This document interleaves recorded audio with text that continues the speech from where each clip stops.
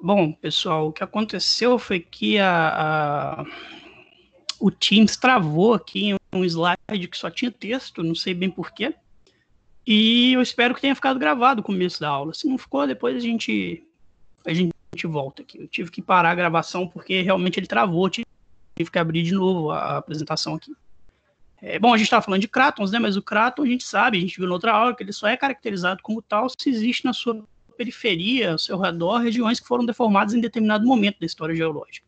Normalmente elas têm formatos lineares e curvos, principalmente devido a vários fatores aí, né? Isso às vezes é chamado de oroclinal, quando você tem zonas de deformação que tem esses formatos curvos, tá? E por isso elas foram denominadas faixas de dobramentos e cavalgamentos, faixa móvel, falei que esse nome não é muito mais utilizado, e cinturões orogênicos. Novamente, aí as definições vêm lá de Kuber, lá em 1921, do grego orog, montanha, oposição ao cratógeno. Normalmente são regiões de relevo acidentado, né? A expressão topográfica são as grandes cadeias de montanha, mas a gente não pode confundir a expressão topográfica que a gente vê hoje, por exemplo, na Serra do Espinhaço, com a expressão de um orógeno que existiu ali 500 milhões de anos atrás. Essa paisagem já foi embora, mas como são áreas onde as camadas sedimentares e o que tiver por ali normalmente estão dobradas, estão imbricadas, né? Quando você tem erosão, normalmente você preserva isso na forma de serras, certo? E essas estruturas coerentes entre si, né? Essas estruturas coerentes é que te dão essa noção que isso aí foi uma região que foi formada num determinado evento. E por isso, o que acontece, né? Lá na estrutural falava um pouco sobre isso, quando você forma uma cadeia de montanhas, quando você precisa encurtar a crosta. E ela encurta fazendo espessar verticalmente. Então você encurta horizontalmente e espessa verticalmente, né? O contrário quando você precisa riftear, né? Você faz ela estirar e esticar horizontalmente e diminuir verticalmente. Bom, a interpretação do par Kráton-Orógeno e a luz da tectônica de placas hoje, né, a gente sabe que essa teoria, esse paradigma tende a tentar explicar todas as feições do globo terrestre, né, tanto estruturais, metamórficas, magmáticas. Então a gente tem as grandes zonas de subducção, que são os orógenos acrecionários, e a gente tem essas zonas que não são deformadas, né, como o escudo norte-americano, plataforma sul-americana, que seriam as regiões que hoje funcionam como crátons, né? Então, os crátos, na verdade, nada mais são do que paleocontinentes, né?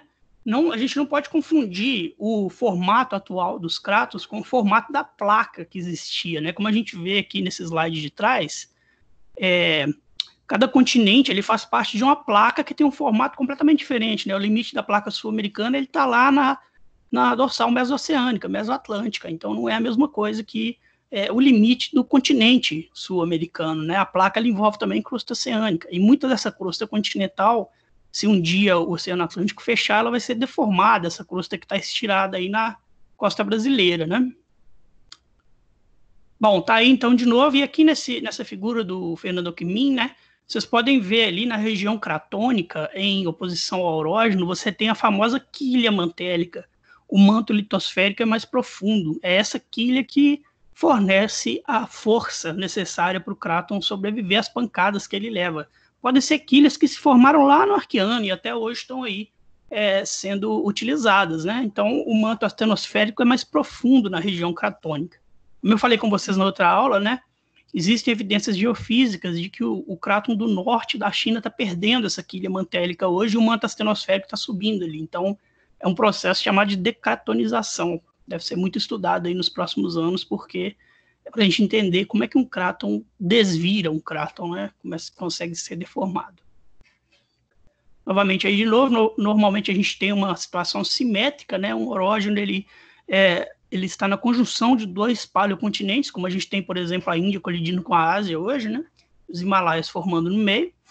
Normalmente você tem essa divisão, nem sempre ela quase sempre não é simétrica, na verdade, porque você tem uma placa que afunda e a outra que está por cima, né? E normalmente as falhas que cavalgam a placa que afunda, elas são de mais baixo ângulo e vão mais longe. Também outra coisa que a gente discute na estrutural um pouco, né? Tem um experimento que faz lá com as latinhas de cerveja no espelho, que te mostra que quando você tem uma pressão suficiente ali na base do sistema de cavalgamento, o difícil não é começar a cavalgar, o difícil é parar. e aí você vai embora em ângulo baixo. É isso que a gente chama de nappes, né, que são os lençóis de cavalgamento, como você tem aí nos Alpes e também lá nos Himalaias. Então, a orogênese, gente, para não confundir as coisas, né, você tem um processo de orogênese que gera um produto, que é o orógeno. Às vezes as pessoas confundem isso, principalmente em inglês, né, orógene e orogen. E esses são produtos da interação convergente entre duas ou mais placas, né? E a colisão é o que acontece quando segmentos que não conseguem subductar encontram-se, né? Então, enquanto você consegue subductar a crosta oceânica ali, vai embora fazendo o orógeno acrecionário, mas chega um momento que chega, por exemplo, um outro continente, ou um arco de ilha, um platô oceânico, alguma coisa que não consegue subductar. E nesse momento você vai ter a orogênese colisional, né? Ou a colisão dos fragmentos, terrenos e continentes, etc. Tá travando bastante o Teams aqui hoje. Vamos ver se a gente consegue fazer alguma coisa. Bom, então a gente tem aí um conceito de ciclos orogêneos e tafrogêneos. Como eu falei com vocês, a tal da Terra, dos continentes, seria a espuma da Terra, né? Então, a orogênese é o momento de formação de montanhas, acreção e colisão continental, e a tafrogênese é o momento de quebra e separação continental. Tudo isso está ligado às correntes de convecção lá no manto, né? Então, corrente de convecção, onde você está subindo de um lado, você tem que estar descendo do outro. Então, normalmente, quando você está tendo orogênese em algum lugar da Terra, você está tendo tafrogênese na outra, né?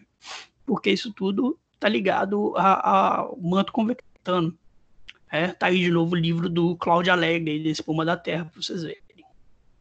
Então, a tafrogênese é o processo de quebra continental, né? Começa como se você estivesse assando um bolo, e por isso você tem junção tríplice. Todo mundo que já viu a avó, a mãe, a própria pessoa, né? O pai, o tio assando um bolo, já viu lá que o bolo racha em junções que fazem 120 graus, né? Porque é exatamente a mesma coisa que acontece aqui. O rift ativo, né? Existe também o rift passivo, que não é magmático, mas o rift que tem uma pluma mantélica por baixo, ele racha, ele faz a crosta subir e depois ela vai relaxando, e aí você vai ter a deposição de sedimentos de imagem passiva por essa subsidência térmica, né? E é por isso que, por exemplo, a gente tem aquela paisagem linda ali no Rio de Janeiro, Vitória e tal, que é essas ombreiras do rift aí são erguidas, né? É o que está acontecendo hoje aqui no grande rift do leste africano.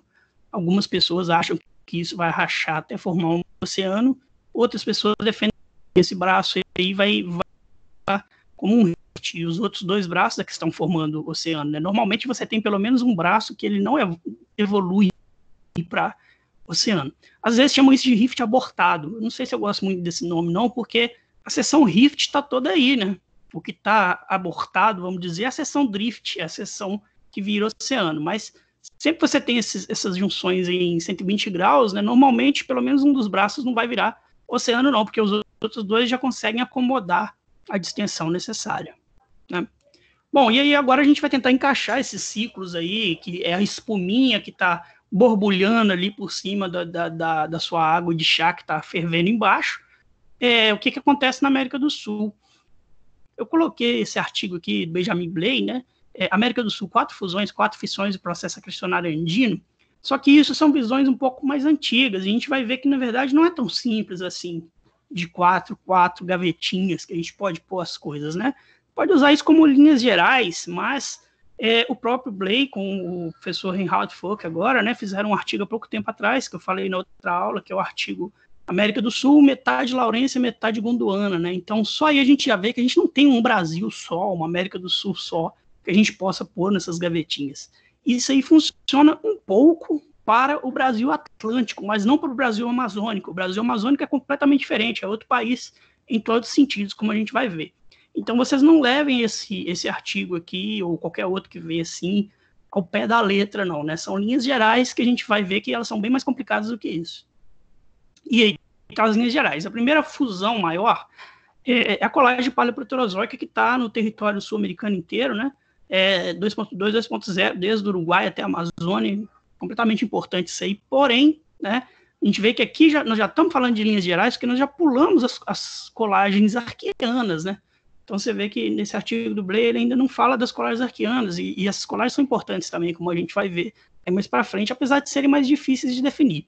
Mas com toda certeza a colagem paleoproterozoica é a mais importante aí do território brasileiro, vocês vão ver. A primeira grande fissão seria a tafrogênese sateriana, começa aí em torno de 1,75 bilhões de anos, a gente tem evidência disso para todo lado, mas depois ela vai evoluindo aí durante o Proterozoico, né?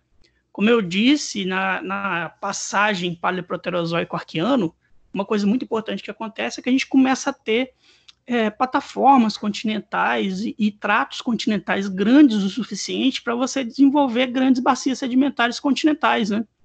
Fluviais, lacustres, desérticas. É por isso que você vai ter essas coisas do tipo supergrupo espinhaço e tal, que são as tentativas de quebra desse primeiro grande continente, que alguns chamam de Atlântica, tá? Essa aí já é um problema, essa colagem do Mesoproterozoico superior que o Blay coloca aqui, isso era acreditado no passado, hoje a gente sabe que isso não procede para a maioria do território brasileiro, isso são idades que a maioria delas, elas estavam representando perda parcial de isótopo filho, tá? Porque as duas colagens principais são em 2,0 e 500 milhões de anos. Se você tem uma rocha que, por exemplo, ela foi cristalizada em 2,0 bilhões de anos e ela foi metamorfizada em 500 milhões de anos, você pode ter aberto o sistema isotópico dela de forma que um pouco do isótopo fílico escapou, mas não todo o isótopo fílico. Aí você tem perda parcial. Então, a maioria das idades que davam esse Mesoproterozoico superior aí eram idades espúrias, devido à perda parcial de isótopos. Isso vocês podem ver melhor se a gente fizer a matéria de geocronologia, que eu e o Tiago costumamos oferecer aqui, né? Mas eu gosto de colocar aqui para vocês ficarem espertos, porque vocês vão ver muito dessas coisas aí na literatura passada, né? E às vezes não entendem por que ninguém fala disso mais, né? Orogênese uruaçuana, orogênese espinhaço, porque a maioria dessas idades aí, quando a gente são idades potássio-argônio, rubídio estrôncio, que elas têm o seu valor para a época, mas que hoje a gente sabe que muitas delas representavam perdas parciais de isótopo filho, né? O argônio é um gás nobre, ele está doido para escapar da estrutura mineral, qualquer temperaturazinha que você colocar ali, 300 graus, 400, ele vai embora mesmo, né? Depois a gente começou a ter muito laboratório de geocronologia aqui no Brasil, né? A partir dos anos 90 para cá, explodiu isso, e aí a gente tem dados de zircão, que é um mineral que ele só vai abrir lá a 700 graus Celsius. Então, esses dados de zircão mostraram que a maioria dessas idades, potássio-argônio e rubídio estrôncio, eram espúrias, eram idades que representavam perda parcial, tá? Bom, quem tiver mais interesse pode ir atrás aí da nossa matéria de geocronologia. Segunda fissão, a tafrogênese toniana, isso aí é muito importante, está por todo lado também, parece que o Brasil Atlântico aí passou por cima de alguma pluma, alguma coisa assim que jogou vulcânica, jogou dique, jogou rift para todo lado aí, e isso aqui efetivamente vai evoluir para uma quebra continental mais completa, tá? Hoje a gente tem isso mais subdividido, né? Tem coisa criogeniana no meio ali, toniana é só o começo, tá? Mas você vê isso aí também, ó, isso tudo que eu tô falando é para o Brasil Atlântico, né? O Brasil Amazônico é completamente diferente, vocês vão ver, a Amazônia veio de outro lado. Terceira fusão é, assim, se a Paleoproterozoica é a mais importante para a criação de crosta, a orogênese brasiliana, pan-africana, ela é a mais importante para a estruturação do território brasileiro, né? Muitas dessas rochas de 2.0 foram retrabalhadas durante essa orogênese brasiliana. Então, as grandes estruturas que a gente vê hoje no território brasileiro, em grande parte, elas são, a maioria delas é brasiliano, pan-africana, tá? Depois você vai ter as tafrogêneses que vão acontecer aí depois da orogênese brasiliana, né? Você começa a ter o colapso dessas cadeias de montanhas e aí você vai ter os pequenos rifts que vão se formar no Parnaíba, no Paraná. As pessoas veem isso em sísmica, né? Mas que é mais importante, talvez, até em outros países aí, né? Essa colagem permo-triássica também é mais importante nos outros países que no Brasil, não vamos discutir muito isso, isso tem a ver lá com a formação das montanhas a sul do Gondwana, como eu mostrei na outra vez lá, a outra aula, né, a orogênese que ocorre ali nas bordas do Gondwana, né, somente a colagem de Pangeia, né, vai acontecer mais para frente. E, por fim, a quebra do supercontinente e a formação do Atlântico Sul, tá? A partir do Jurássico e vai embora aí, finalzinho do Jurássico, Cretáceo, né? Então é isso aí, essas duas aí, a Paleozoica e a Permo-Triássica, são mais importantes nos outros países da América do Sul. Eu estou colocando aqui porque o artigo é sobre a plataforma sul-americana, né? Mas nós vamos ficar mais voltados para o que aconteceu no Brasil, certo? Tá aí o Gondwana Land do Dutoit, e eu coloquei aqui um interlúdio sobre a colagem Permo-Triássica, que é o orógeno perigondwânico. Olha lá, ele acontece ali na Argentina, logo a sul de Buenos Aires. A gente chama isso de Sierra de la Ventana, falei com vocês, né?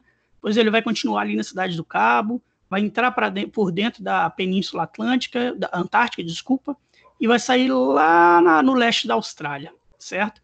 E depois isso aí a gente chama de... Ele já chamava na época de geossinclinal Sanfral, né, de South America, África, Austrália, e depois mudaram o nome disso para Terra Australis, o orógeno das terras do sul. É a colagem ali da Patagônia com o Brasil, né, com a plataforma sul-americana para formar o continente sul-americano. E logo depois, ali naquela borda ali da África, onde está o oeste da África, a gente vai ter as colagens que vão ser o fechamento do Oceano Réico e Ápetos, que vai formar Pangeia, bem? Então, logo depois que a gente tem o final da colagem brasiliana, você começa a ter esses orógenos ao redor do Gondwana, aí, né? O orógeno apalachiano, caledoniano, allegheniano ali do lado oeste, e esse orógeno Terra Australis do lado sul, que efetivamente hoje virou os Andes aqui pra gente, né? Olha aí, essa aí é lá na Sierra da la Ventana, né? É uma cadeiazinha de montanhas que tem ali a sul de Buenos Aires, e é a divisa, vamos dizer, da plataforma sul-americana com a Patagônia, né? Chama Sierra da la Ventana por causa desse buraquinho que tem lá, que parece uma janela. Ventana é janela, e tá bem na zona de charneira ali, de uma dobra, né? E ali na Cidade do Cabo, né? Cinturão do Cabo também é a continuação dessa zona de colisão. Ninguém nunca entendeu direito onde é que acabava a plataforma sul-americana ali. Existem alguns trabalhos hoje em dia que falam que essa região da Sierra da la Ventana, na verdade, é uma região que estirou, mas a Patagônia, até esse pedaço ainda estava colado na plataforma sul-americana. O que colidiu mesmo foram coisas que vieram mais a sul, né? Um orógeno que os Andes são um orógeno acrecionário, né? Não colisional, senso estricto, assim, colide alguns terrenos, mas não grandes continentes, né? Então tá o cinturão de dobras e cavalgamentos do Cabo ali, continua por lá. Olha aí a Ventana da Sierra da la Ventana, né? Bem na zona de charneira do anticlinal aí. Então, como eu falei, nessa divisão em ciclos definidos de fusão e fissão, ele é somente em linhas gerais. Você tem eventos de muitas outras idades sendo descobertos com o passar dos anos. Você tem diacronismo de eventos também, né? As coisas não acontecem no mesmo tempo, em todo lugar, principalmente você está num planeta, uma superfície curva, né? Então, na superfície curva, as coisas vão acontecer primeiro onde você está fechando o zíper e depois onde você termina de fechar, né? Como se fosse um limpador de para-brisa ali. Então, você não pode tratar toda a plataforma sul-americana do mesmo jeito. O crato amazônico, por exemplo, como eu falei, é o melhor exemplo, né? A história é muito mais complexa do que o Proterozoico, durante o Proterozoico, que o resto. Então, o mais certo, talvez, seria a gente dividir os dois Brasis aí na plataforma sul-americana, né? A gente teria o Brasil amazônico, né, que é o crato amazônico propriamente dito, e o Brasil não amazônico, o Atlântico, se preferirem, né? E eles são separados por essa estrutura aí, ó, que é uma estrutura que só no Brasil ela tem uns 4.000 quilômetros de comprimento, mas ele continua lá no oeste da África, né? A gente chama isso de lineamento transbrasiliano, certo? Sai lá no Ceará e do lado de cá no Tocantins e lá no Pantanal, lá embaixo. Isso aí é interpretado como uma estrutura muito importante na amalgamação de Gondwana, né? Vamos ver isso para frente. Aí o artigo muito mais novo aí do Bley e do Fouque, né, onde eles colocam agora o embasamento da plataforma sul-americana como metade Laurência e metade Gondwana, né? E essa ideia, ó, que o crato amazônico aqui embaixo, ó, e em cada cor aí está uma província de umidade diferente. E a comparação desse crato amazônico com a Laurência lá, né? A Laurência vem do rio São Lourenço, que atravessa ali dos Grandes Lagos até Quebec, Montreal, deságua lá no Oceano Atlântico, né, o escudo laurenciano, e nisso vem esse nome Laurência. Então, vê como é que encaixa bem ali as províncias, né, de idades diferentes. diferentes entre o Crato Amazônico e Laurência. Essa é apenas uma das junções que são sugeridas entre o Crato Amazônico e Laurência. Tem outras junções que são sugeridas também, né? Então tem essa ideia aí que Laurência e o Crato Amazônico, os gringos tiveram com a Amazônia até mais ou menos 500 milhões de anos, e depois isso se separa, e aí a gente vai ter a Amazônia aqui na América do Sul, e Laurência vai para o lado de lá, né? Então tá aqui de novo o supercontinente Gondwana, do Suez, do Tuá, McWilliams, né? O que está em vermelho são as zonas orogênicas, o cimento, e o que está em preto aqui são os crátons, os paleocontinentes que se juntaram para fazer essas zonas orogênicas, tá? E aqui embaixo, lá, o tal do sinclinal Sanfrau, em verdinho, né? Ou Terra Australis, né? Vai Andes, Cidade do Cabo, Península Antártica, leste da Austrália, Orógeno Tasmânia também, que se chama isso, às vezes eu acho.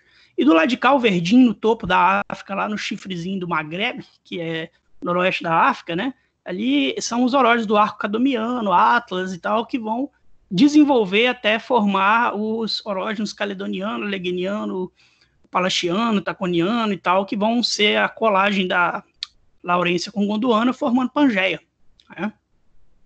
Outra história. Então, olha lá, o mundo há 525 milhões de anos atrás, daqui para trás, os blocos constituintes da plataforma já não vão estar mais juntos. Por enquanto, a Amazônia está aqui junto com o Crato São Francisco no Gondwana, ó, mas no próximo slide para trás, né, a Amazônia já vai sair daqui e vai colidir lá com a Laurência e ficar naquela configuração que o Blay e Foucault desenharam, olha lá, né? Então, a Amazônia saiu fora, junto com o oeste da África. Tem várias evidências que a Amazônia andou junto com o oeste da África por muito tempo. Colidiu com a Laurência lá do outro lado e o São Francisco do lado de cá. Não existe mais plataforma sul-americana daí para trás, né? Então, a gente reparar o que aconteceu com o Crato Amazônico aí. Essa figura do Eric Tover e companhia. Daí para trás, né, essas coisas vão só espalhando, e os fragmentos que espalharam aí do Gondwana para trás, eles vão voltar e vão colidir lá em Rodin, né? Aquela história dos filhos de Rodin, né, gerando Gondwana. Olha aí, só o Crato Francisco Munga que ficou para cá. Então, a história do Neoproterozoico aí, da paleotectônica, né, é de todo mundo largando de Laurência e encontrando o Crato São Francisco do outro lado, né? Então, desmontando o continente Rodínia, todo mundo roda como se fosse limpador de para-brisa, encontra com o Crato São Francisco do outro lado, forma o Gondwana, né? Depois, até a Laurência vai vir colidir com o Gondwana durante o Paleozoico, aí, nas orogêneses que formam Pangeia. Então, agora nós vamos começar lá do começo, e vamos discutir um pouquinho de cada uma das unidades aí que formam a plataforma sul-americana e o território brasileiro. Então, que a gente tem de evidência hoje, né, que a gente baliza a idade da Terra, é pela idade dos meteoritos, principalmente os meteoritos condríticos, né, que a gente considera que são blocos que sobraram da formação do sistema solar. É aquela poeira que estava rodando por ali, foi agregando, mas esses meteoritos sobraram. Então, quando se faz a datação dessas coisas, imagina-se que está datando a formação do planeta Terra. Mais ou menos 4,5 bilhões de anos, 4,55, alguma coisa, né? E aí a gente tem aí de 4,5 até 4 bilhões de anos, né? A gente vai ter o éon que a gente chama de radiano, que é um éon críptico, vamos falar dele aqui para frente, e depois o arqueano, dividido em paleo, meso e neo-arqueano, né? O adiano, então, de 4,5 a 4 bilhões de anos, o arqueano de 4 a 2,5. Esses números aí são bem redondos, porque eles são, essas divisões desses eons aí são feitas cronometricamente. Estão vendo o reloginho ali, né? A partir do momento que começa a ter golden spike, igual aquele lá de cima, que é um preguinho dourado mesmo, eles colocam um preguinho dourado, aí você começa a ter seção tipo, né? Tem lugares de campo no mundo em que você vai ter a base daquele período, daquela era, daquele eon, dependendo do que for, né? O arqueano mais o radiano, eles perfazem aproximadamente 45% do tempo geológico, né? Desses 4,5 bilhões de anos que a gente tem. Mas eles são os eons menos conhecidos geologicamente. Sobrou muito pouca coisa disso aí, né? O arqueano, hoje em dia, ele está em 35 fragmentos aí ao redor do mundo, cratônicos, né? Normalmente são núcleos que sobram dentro dos cratos. O radiano tem muito pouco registro e a enorme maioria deles é indiretos, né? Hades, Zero Deus dos Infernos, estão cansados de saber disso, né? E essa ideia aí que o planeta tinha acabado de se formar, estava muito quente ainda, alta taxa de vulcanismo, calor radioativo, tinha muito elemento radioativo que decaiu com o tempo, se virou extinto, que hoje não existe mais, e a Terra estava naquele período que se chama de grande bombardeamento, né? A Terra estava sofrendo bastante bombardeamento, então o grande bombardeamento acaba em 3,9 por ali, né? E isso gera calor também e gera uma série de coisas aí na crosta de formação. As rochas mais velhas da Terra, a mais velha datada com precisão hoje, é o Gneiss Sakassa do Canadá, né, que tem idade urânio-chumbo e zircão, de 4 bilhões de anos. Isso aí dá a base do Arqueano para a gente, né? A base do Arqueano é a rocha mais velha que a gente tem hoje. Mas, lá no Canadá, em 2000 não lembro, mas vai aparecer aqui na frente, acharam nesse Greenstone Belt aí no Vogtuk, né?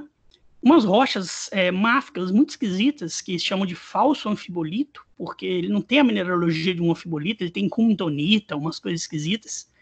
E essas rochas foram datadas provavelmente até 4,28 bilhões de anos, né? Por que provavelmente? Porque isso é uma isócrona samário-neodímio.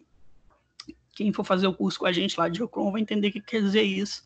Não é um método tão preciso quanto o método urânio-chumbo em zircão, tá? Isócronos são artifícios matemáticos. Tudo isso é artifício matemático, né? Mas são artifícios matemáticos, vamos dizer, que precisa de mais premissas, né? Depende de mais premissas que não são tão sólidas quanto a de urânio, chumbo e zircão, certo? Somente se tratando de isócrono samário e neodímio, onde é preciso fazer regressão linear. Então, todo mundo aqui já deve ter feito física experimental, OMT, né? Aqueles gráficozinhos onde você plota os pontos e tenta resolver eles por uma reta, né? Essa é a ideia de isócrono. E o problema das isócronos samário e neodímio é que a variação dos pontos espacialmente, ela não costuma ser muito larga para as rochas máficas, por exemplo, porque tanto samário quanto neodímio são terras raras, eles tendem a andar junto. Né? Então você não tende a ter muita variação na natureza entre as razões samário e neodímio. Em alguns casos, sim. Por exemplo, se você tem granada é um mineral que chupa terra rara pesado, né? Então, como ela chupa terra rara pesada, ela chupa mais de alguns desses elementos, mais do samário, né? Se não me engano. Agora eu tenho que lembrar, acho que sim, do que do neodímio. E com isso você consegue ter espalhamento. Mas se você só tem amostras de rocha, elas tendem a aglomerar no diagrama, né, dar o cluster, e aí você não consegue retas que resolvem muito bem, né?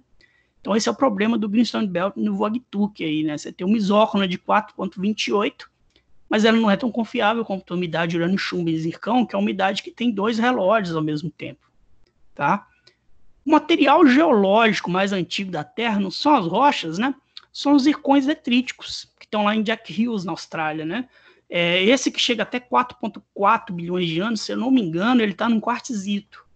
E zircão detrítico, assim, né, ele não te dá a idade da rocha, né? Se você for numa praia hoje, lá em Perth, por exemplo, está do lado do Craton, do oeste australiano, você vai ter zircão de 3 bilhões de anos, 2 bilhões de anos na areia de praia hoje, né? Então, assim, essas rochas de Jack Hills, os quartzitos, conglomerados, a maioria dos zircões delas é em torno de 3,8, 3,9, 4. Muito poucos chegam para baixo de 4, chega a 4, na verdade, né? Muito poucos desses zircões, né? Então, isso aí procura, né? Os caras analisam.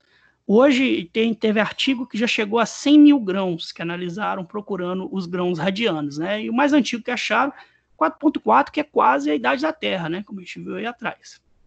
Bom, o artigo dos canadenses, né, da evidência com isótopos de samário e neodímio para a crosta máfica radiana, saiu na Science, né? Então vocês podem ter ideia que é 2008, tá aí, ó, que é um negócio muito bombardeado, né? Os caras, quando publicam na Science, sempre tem replies e comments, né, discussões, mas nessa região aí do nordeste do Canadá, na Baía de Hudson, né, esses Greenstone Belts aí, arqueanos ou adianos, né? Parece com o que a gente tem aqui, ó, Greenstone, formação ferrífera bandada, gabros, coisa e tal, e o tal do falso anfibolito, falso anfibolite lá, ó, onde conseguiram essa regressão linear aí, que chega até 4,28 bilhões de anos, né? Eles gostam de falar que essas rochas aí têm entre 3,8 e 4,28 bilhões de anos, certo? Então você vê que não é um negócio muito simples, né? Mas tá lá, tá publicado na Science, é discutível, mas é legal. E uma coisa muito legal que aconteceu aí foi agora, em 2017, essas formações ferríferas bandadas, que eles chamam ali de Silica Formation, que é uma espécie de Chert, né, e tal, os caras acharam umas bolinhas, uns filamentos que eles interpretam como microfóssil, né, fóssil de bactéria. E isso saiu, acho que na Science ou na Nature, em 2017. Depois eu posso achar esse artigo e passar para vocês. E saiu como evidência de vida nas fumarolas hidrotermais, né, radianas. E aí veio essa história e tem por trás aí análises de isótopo de carbono, que mostra que o carbono é biogênico, e tem um pessoal que trabalha com relógio molecular biológico também, que fala que provavelmente a vida começou na Terra logo depois que surgiu a Terra, né? Olha que coisa interessante, né? Se é verdade isso aí, se a gente tem bactérias em 4,28 já, então a vida não é um fenômeno incomum, não, no universo, né? A Terra era muito diferente do que é hoje. Então a gente pode ter vida simples, né? Não estamos falando de vida complexa ainda, estamos falando de vida unicelular, extremófila, né? Vida que sobrevive a temperaturas muito altas, acidez muito diferente, pressão muito diferente, né? Composição química, tudo muito diferente. Logo depois que você forma um planeta. Então, provavelmente, se isso acontece, você pode ter vida em tudo quanto é lugar. Agora, se ela vai evoluir para a vida complexa e tal, para animais, né? Na Terra demorou 4 bilhões de anos para isso acontecer, né? Só foi acontecer lá no Ediacarano. Então, assim, depende de uma série de fatores, né? Mas uma coisa interessante aí. Olha, eu tirei uma foto disso lá na Universidade de Laval, se eu não me engano, no Quebec, onde eles estão aí tirando onda, né? Os quebecois são separatistas, tem muito orgulho da bandeira deles. Aí eles colocam lá, la plus vieille roche actuelle de la planète é québécoise. A rocha mais velha do mundo hoje é québécoise. E esse falso anfibolito, feio pra caramba aí, né? Mas tá lá, com muito orgulho. Então, será que a Terra era mesmo essa esfera incandescente de lava e formando esses falsos anfibolitos que a gente nem sabe como é que eles funcionam, né?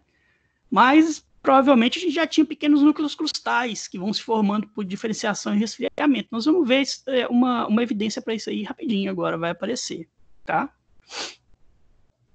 Deu uma travada de novo aqui no PowerPoint. Isso, vamos voltar um pouco, que passou muito rápido. Mas tá aí um mapa da Austrália, né? Que vocês estão vendo em vermelhão ali no oeste da Austrália. São os crátons arqueanos ali do Yilgarn e Pilbara. E na confluência entre esses dois crátons aí, né, esses zircõezinhos vermelhinhos, esses grãozinhos marronzinhos que vocês estão vendo, são os zircões que foram tirados lá das rochas de Jack Hills, tá? Eles são marronzinhos, vermelhinhos assim, porque eles são muito velhos e quanto mais tempo o zircão fica cristalizado, ele vai sofrendo bombardeamento, ele é muito rico em urânio, né? O urânio vai decaindo dentro dele, vai bombardeando, ele vai ficando cada vez mais sujo, assim, com esse aspecto sujo, por causa desse bombardeamento que ele está sofrendo, tá? E aí é um fragmento de um zircão, olha lá, 50 micrômetros que está ali para a gente, né? Para a gente ter ideia, 1 milímetro são 1000 micrômetros, né? E a gente tem uma areazinha que foi estudada ali dentro desse grão, olha lá, aquela área elíptica, que a gente chama isso de spot, que ela deu 4,4 bilhões de anos. Então a gente está analisando um pedaço dentro de um fragmento de grão, um pedaço de até 10 micrômetros de diâmetro, a gente consegue analisar. E vai ter ali uns 2 micrômetros de profundidade essa análise. É uma análise praticamente não destrutiva. Você pode analisar várias vezes, né, por microsonda iônica, isso aí. E esse pedacinho, esse fragmento, ele conta muita coisa para a gente. A gente não tem como pôr a mão em qual rocha que veio isso aí. A rocha que veio isso aí já foi erodida, provavelmente várias vezes, até formar esse quartzito, esse conglomerado, né? Porém, a gente com esse fragmentozinho faz a análise química disso aí, consegue falar que esse zircão veio de uma rocha granítica, tá? Principalmente através de elementos terras raras, e com isótopo de oxigênio a gente consegue falar que essa rocha granítica interagiu com água meteórica, tá? Então isso aí foi usado, né, para o pessoal falar que há 4,4 bilhões de anos não só já existia crosta continental, como provavelmente já existia oceano com água livre, né? Existia água meteórica, como a gente conhece hoje. Olha que coisa legal, né? Com um fragmentozinho de 10 micrômetros, a gente consegue contar como é que era a Terra há 4,4 bilhões de anos atrás, quando não se tem ideia, não se tem rocha, não se tem evidência macro, né? Você pode pôr a mão e ver de como que era isso aí. Como a gente viu, a rocha mais velha é de 4 bilhões de anos. Então, o xodó da geologia são esses zircões de Jack Hughes. Toda hora alguém vai lá e analisa alguma coisa diferente nesses zircões, ou tenta achar zircões mais velhos, né? E chega com novidades aí, como é que era a crosta continental, era a crosta que interagiu com a água, né? Então tá aí, tem algumas coisas aqui falando, né? É um eon críptico porque ele não tem mais rochas, mas a gente sabe que isso aí são evidências dessas rochas, né? E aí a geoquímica e os isótopos de oxigênio mostram que essa crosta granítica já interagiu com a água. Então será que aquelas figuras que eu acabei de mostrar ali naquela terra toda infernal, né? Será que era assim mesmo? Ou será que a gente tinha pelo menos ilhas aí de tranquilidade, né? Onde provavelmente os bactériazinhas lá do Nuvuagtuk conseguiam sobreviver, né? Bom, depois então a gente tem o Arqueano, 4 bilhões de anos a 2,5 bilhões de anos. Nesse Arqueano você tem os primeiros indícios abundantes de crosta continental, em 35 lugares do mundo aí. Isso vem do grego origem, o começo, né? E aí o gneiss de Acácia, que eu falei agora, né, ele está no noroeste do Canadá, o cráton chama Slave, e ele é a rocha mais antiga, datada com segurança, né? Esse lugar aí que o Leonardo DiCaprio lutou com o urso lá, ó, né?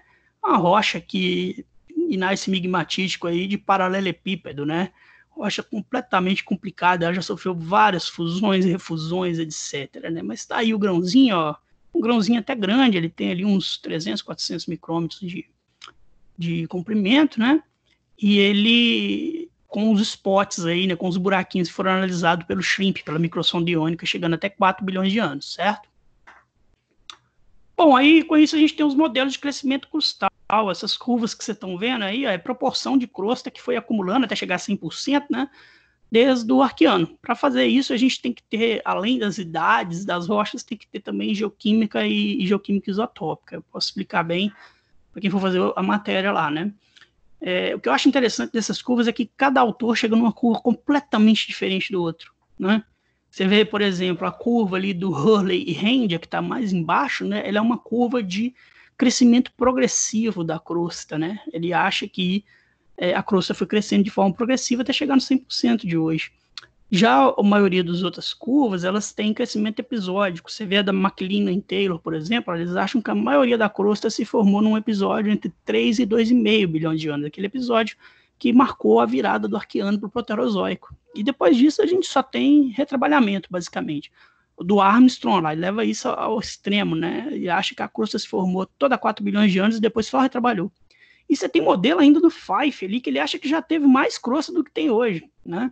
Ele acha que a crosta se formou rapidamente e depois foi sendo retrabalhada e reciclada.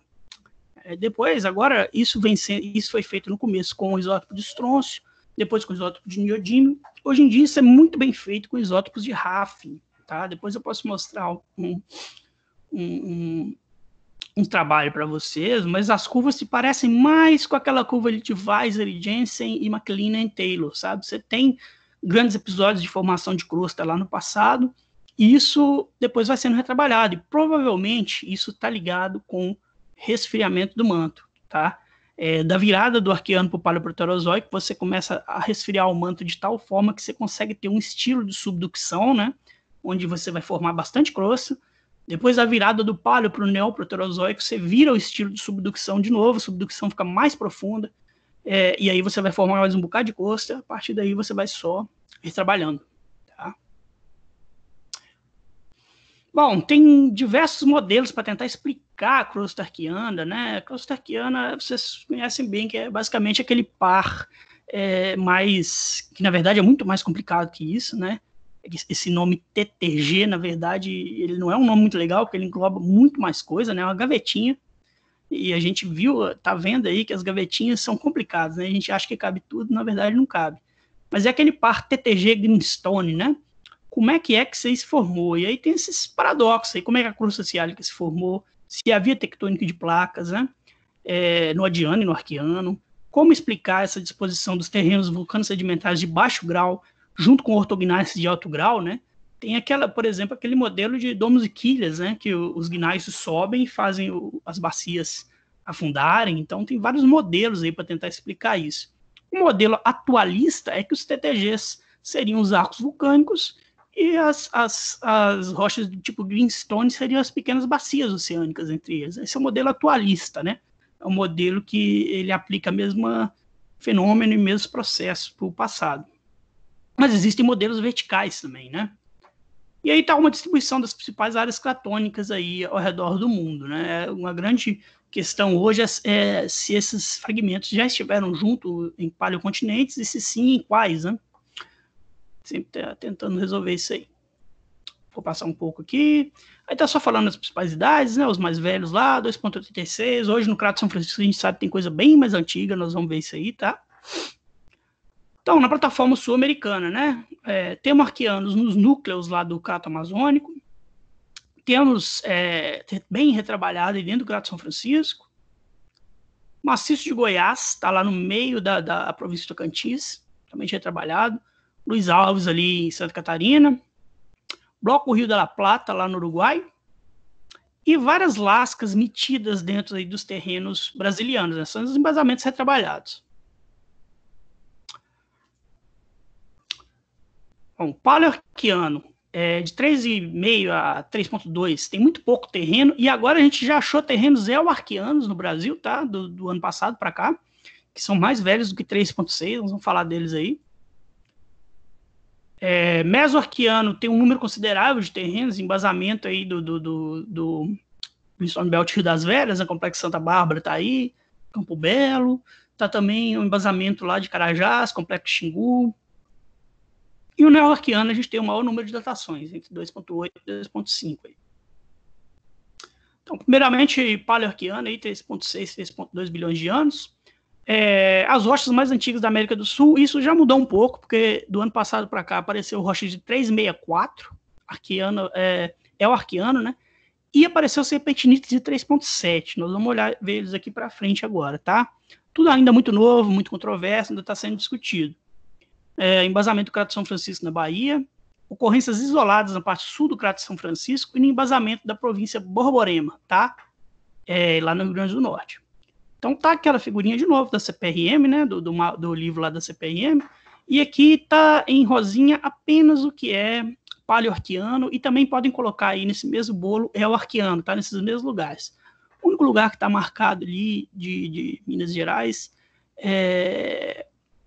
é o migmatito de Campo Belo, mas vocês podem colocar aí também o Complexo Santa Bárbara, né, 3,2, e também apareceu agora no Cinturão Mineiro, tá? Uns granitos lá de 3,2. Também tem no sul do Piauí, então um aluno meu de mestrado achou já também no Complexo Cristalândia. Tá aparecendo, né? É sempre assim, basta refinar a geocronologia que vai aparecendo essas coisas. Esse foi o artigo do professor Elton Dantas, lá da UNB. Antes desse artigo, tinha um do Alan Nutman e Cordani, que acharam no Craton São Francisco, na Bahia, no Bloco Gavião. Acharam rocha de 3,5, também um lugar que chama, se não me engano, 7 voltas. Né? Mas esse aí saiu como, em 2004, né, como Maciço São José do Campestre, lá em Natal, como as rochas mais antigas da América do Sul. Está aí bem pertinho de Natal, né? E são novamente esses migmatitos aí muito difíceis de estudar, porque são muito migmatizados, metamorfizados, deformados, né? Assim, tem vários eventos aí, tem que fazer um trabalho fino de separar essas rochas, né? Se é aquela rocha que você chega no afloramento, você pergunta quantas rochas tem aqui, né? Porque são várias coisas diferentes. No pé do Cabo do Martelo, vocês estão vendo, tem um enclavezinho máfico ali, que já é uma coisa diferente. Só de olhar aí, você vê pelo menos 3 ou 4 litotipos diferentes no mesmo afloramento. Tem que separar isso muito bem. Isso está lá na Fazenda Tanques, tá? E aí tá os zircões que o pessoal pegou, né? Eles têm um intercepto superior que chega até 3,5 por ali, e eles têm sempre essa borda mais clara aí, que é uma borda metamórfica, tá? E essa borda metamórfica, ela se formou durante o evento brasiliano. Esse fragmento aí foi deformado durante o evento brasiliano, tá? Então, é importante ver que tem sempre esse retrabalhamento neoproterozoico. Ele é como se fosse, se a gente voltar lá para trás aqui, para o mapa, vou voltar para o mapa, né? O que está mais a oeste ali, ó, aquele empurrãozinho que tem uma falha transcorrente destral ali, isso chama faixa celidóide. Isso aí são rochas metasedimentares brasilianas, né? São grandes zonas de desaramento brasilianas. Então, isso aí é como se vocês estivessem vendo um fragmento de um feldspato dentro de um milonito, olha só, né? É um fragmento, esse pedaço cinza aí de São José do Camprestre, ele é um fragmento arqueano que ficou preservado dentro do cisalhamento do grande milonitão brasiliano aí, olha só. Se você pensar isso de forma fractal, né? Olha que bacana, né? Como se fosse o milho da canjica ali que ficou flutuando enquanto as coisas iam deformando ao redor dele. Se a deformação tivesse sido mais intensa, provavelmente ele ia ser consumido junto também, né? Passando aqui para frente um pouco. Depois, né, isso aqui são rochas lá perto de Petrolina, perto de Bloco Sobradinho, e são gneiss, né, que os gneiss eles têm idade de 2,5, mas nesses gneiss tem enclaves dioríticos, tem xenólitos, e os xenólitos foram datados em até 3,5, então provavelmente rochas mais antigas ainda. E teve uma aluna de mestrado lá com Elton e companhia que datou isso aí também, fez isso aí mais detalhado e deu por aí, 3,5. Então, tá sempre por ali, né? Depois, agora no ano passado, me desculpe, eu não atualizei isso aqui, porque esse artigo já saiu, né? Saiu há pouquíssimo tempo agora, eu tô num grupo aí, o pessoal mandou, né? Eu fui na excursão ano passado, quando teve o Congresso do Crato São Francisco, lá em Aracaju, e a gente foi nessa região central da Bahia, o professor Elson levou a gente lá para ver as rochas de 3,64 que ele achou lá, né? Na época eram as rochas mais antigas da América do Sul. E acabou de publicar na Terra Nova isso aí. Tem geoquímica, tem um monte de coisa, bem legal. Nós fomos lá nesses afloramentos, são esses afloramentos aí, ó. Como vocês podem ver novamente, completamente complicado, né?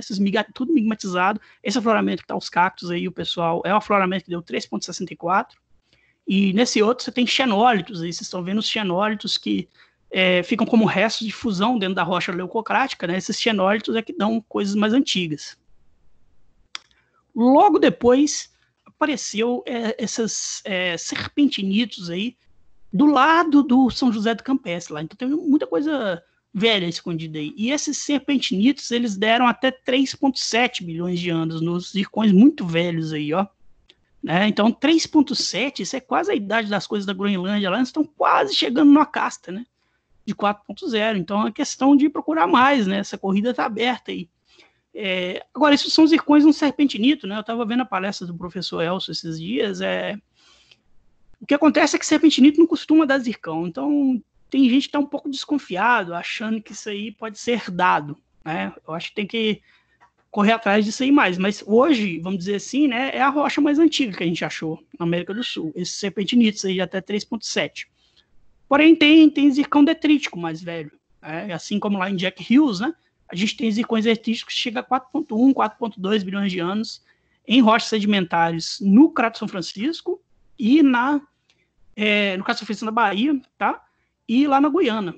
Então, o que acontece? Se tem zircão da cidade, né, fica aberta aquela questão. Será que as rochas ainda estão por aí ou será que elas já foram erodidas? Tem que correr atrás e tentar desencavar. Tá? Aí tá esses zircões da Guiana. E aquilo que eu falei para vocês, ó, são histogramas de frequência isso aí, né? Então, são picos de idades. Olha lá, a maioria dos zircões dessas rochas da Guiana, eles são de 1,8, 1,9, 2,0, lá os grandes picos de idade, né? Tem até muito poucos zircão arqueanos, se você olhar. Mas apareceu, ó, naquela amostra lá de cima, apareceu um zircãozinho adiano, né? Então, provavelmente, lá, a crosta radiana perdida da América do Sul, será? Tem que continuar procurando, né? E esse aí é o trabalho do pessoal que fez na Bahia. Isso aí são granadas xistos lá, né? Maioria dos grãos são arqueanos, a Paleoproterozoica, a maioria 2,0, muitas dessas rochas é o grande pico de formação de crosta do Brasil, América do Sul em 2,0, né? Mas tem um zircão ali, ó, que eles fizeram várias análises dele e deu 4,1, né? 40,96 por aí. Cada ponto ali é uma análise. Bom, depois partindo para o mesoarqueano aqui, 3,2, 2,8, a gente tem embasamento do Crato São Francisco, maciço de Goiás, sudeste do Crato Amazônico. A maioria são ortognáceos do tipo TTG, como eu já falei com vocês, vão tomar cuidado com essas gavetinhas aí, né? Provavelmente essas coisas vão acabar sendo subdivididas ou vão acabar... Os nomes são muito enraizados na literatura, né? Mas provavelmente vai ter subdivisões menores para isso aí. Greenstone Belts e sequências sedimentares. Tem muito pouca coisa que não é do tipo Greenstone Belt, mas aparece também, né? Sequências um pouco diferentes. Crixás, Riacho Santana, Rimaria, Cerro, né? Tá tudo aí nesse pacote. Então, tem muita coisa importante de província mineral aí, né? Carajás e quadrilátero ferrífero. Olha lá, tá lá o embasamento de Carajás, lá no sul do Pará. O embasamento de um monte de coisa aqui no Crato São Francisco também, né? E lá no Maciço de Goiás, onde você vai ter uma série de greenstones ali. Isso é uma foto aí de um spinifex, né? Uma textura spinifex, esse tipo de mato que dá lá na Austrália, que espeta pra caramba, que são cristais de olivina, né? Que crescem muito rapidamente e ficam estirados. Isso é comatito lá no Greenstone Belt Crixás, né? Lindíssimo aí. TTGs aí no quadrilátero ferrífero, é o trabalho do Cristiano Lana e companhia, né? Que datou ali, ó, você vê que Complexo Santa Bárbara ali até 3,2 bilhões de anos. Há pouco tempo agora, como eu falei, apareceu coisa mais velha aqui também no Cinturão Mineiro, que seria a parte sudoeste aí disso aí que vocês estão vendo, apareceu Pluton São Tiago ali, aquela região de até 3,2 também. Então tem coisa aí escondida. O Arqueano, 2,8, 2,5, depósitos minerais, alguns dos mais importantes do Brasil estão aqui, Carajás e Supergrupo Rio das Velhas, no quadrilátero ferrífero. Novamente, nessa mesma história de Greenstone Belt, TTG, sequências sedimentares, né? Aqui no quadrilátero ferrífero, a gente tem lá o que o Baltazar gosta de chamar que é a praia mais velha do Brasil, né? No Complexo Bação, você tem sedimentos litorâneos com marcas de corrente, marcas de onda, essas coisas assim, né? É uma sequência plataformal um pouco diferente, né? Menor do que a gente tem depois, que a gente tem os continentes de verdade, mas está ali uma prainha preservada, né? E alguns autores, isso é coisa muito velha, né? Reconhecer esse ciclo de Jequié aí, um ciclo de fechamento, como um dos primeiros ciclos orogênicos, seria o ciclo que formou, por exemplo, o Greenstone Belt Rio das Velhas, né?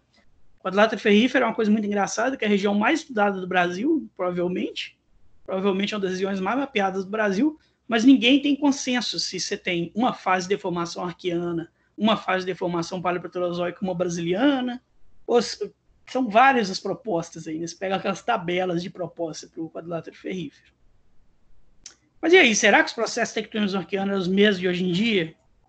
Maior fluxo de calor, as placas menores, isoladas, apesar de ter a prainha aí do Baltazar, né? Então, tem que se discutir.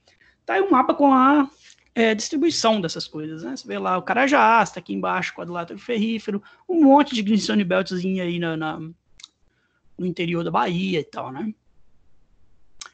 E essa fase aí 2,7, né, marca um monte de granitóide potássico. Isso aí não é só no quadrilátero ferrífero, não.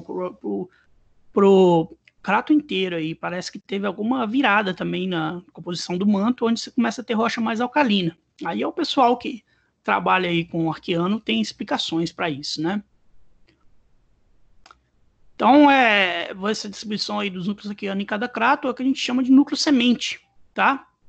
Então, olha lá em Carajás o que acontece. Ó, você tem um modelo do crato amazônico, que ele é um modelo tipo cebola, né? A gente chama isso de quelogênese. Essas coisas que estão em rosinha aí, ó, seriam os núcleos lá de Roraima, e aqui embaixo onde você tem Carajás, essas coisas. Esses dois núcleos aí são os núcleos arqueanos.